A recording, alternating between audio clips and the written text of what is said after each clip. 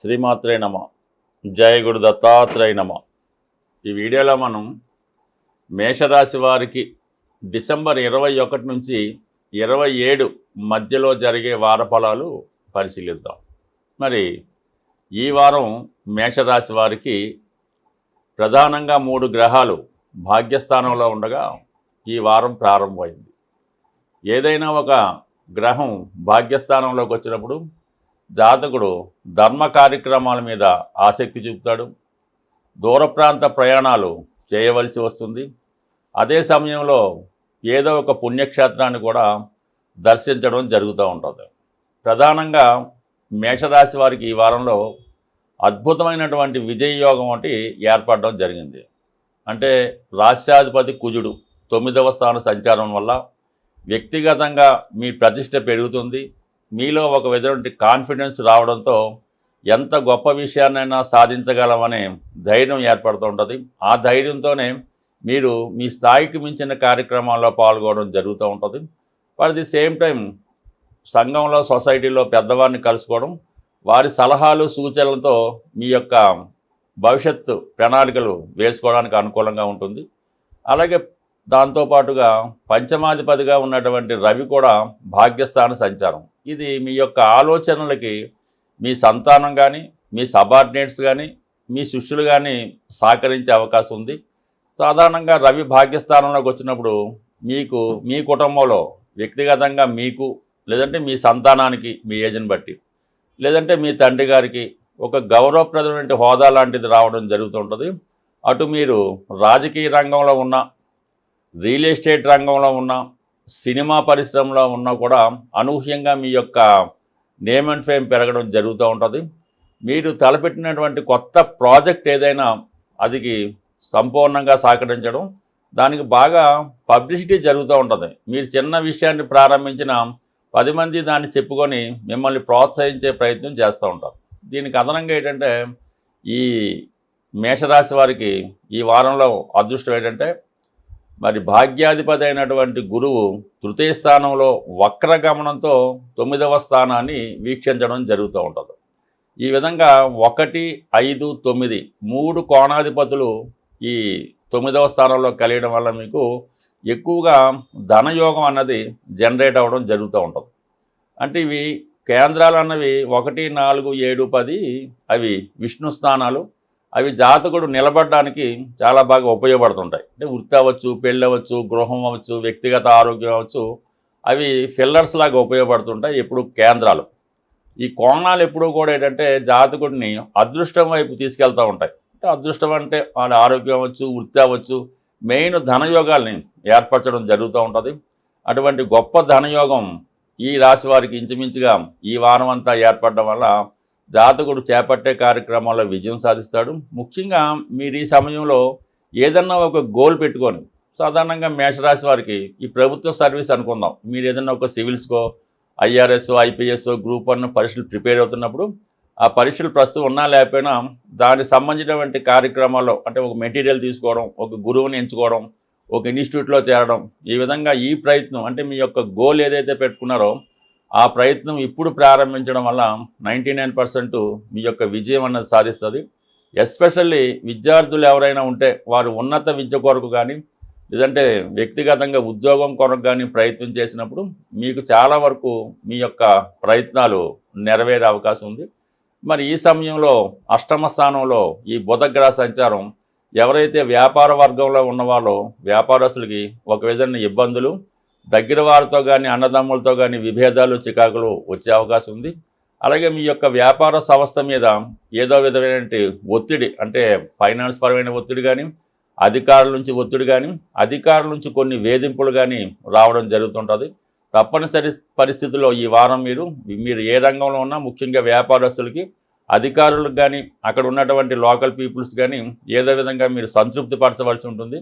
వారికి ఎంతో కొంత ధనమో ఇంకో వస్తువో ఏదో ఇచ్చి వారిని సాటిస్ఫై చేయవలసి ఉంటుంది. లేని పక్షంలో మిమ్మల్ని ఏదో విధంగా ఇబ్బంది పెట్టాలనే ప్రయత్నంతో అనేక రకాలుగా మీ మీద విమర్శలు చేయడం కానీ, బెదిరించడం కానీ జరిగే అవకాశం ఉంది.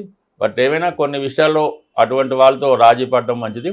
అదృష్టపరంగా బాగున్నప్పుడు కూడా ఇటువంటి వాటికి దూరంగా ఉంటే మంచిది. సాధారణంగా మనం ఈ గోచార ఫలితాలు, అలాగే మనం నక్షత్రాన్ని బట్టి జరుగుతున్నటువంటి దశలు, అంతర్దశలు, అలాగే గోచారం, ఇవన్నీ కూడా ఎంత అనుకూలంగా ఉన్నప్పటికీ కూడా ఒకసారి ఈ జాతకుడికి అనుకూలమైనటువంటి ఫలితాలు రావడం జరగదు.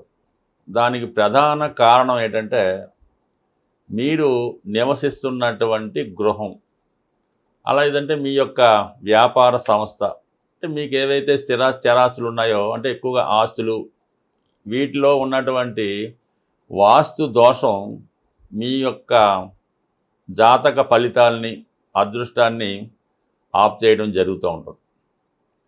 సో ఈ విధంగా మీరు నివసిస్తున్న గృహాన్ని ముందు సరిచేసుకుంటే ఈ గోచార ఫలితాలు కానీ, దశ అంతర్దశ ఫలితాలు కానీ అనుకూలంగా రావడం జరుగుతూ ఉంటుంది.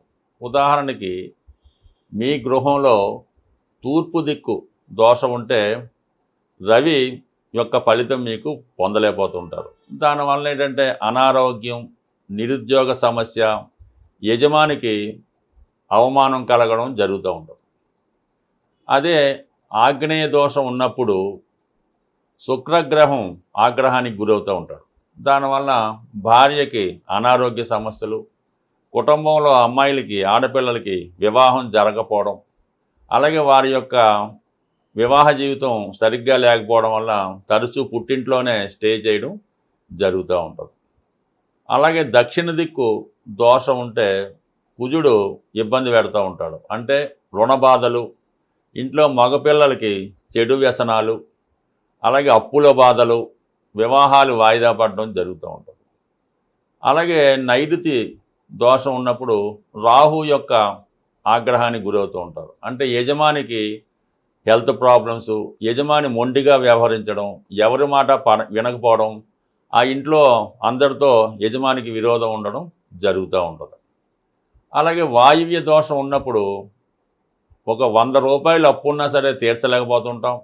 ఆ ఇంట్లో ప్రేమ వ్యవహారాలు, అక్రమ సంబంధాలు, అలాగే జోదం, ఎలాంటి వ్యసనాలకు లోనవడం వల్ల అటు యజమాని అలాగే పిల్లలు కూడా ఇబ్బంది పడుతూ ఉంటారు. ముఖ్యంగా అమ్మాయిలు ప్రేమ వ్యవహారాల్లో చిక్కుకొని ఇబ్బంది పడుతూ ఉంటారు.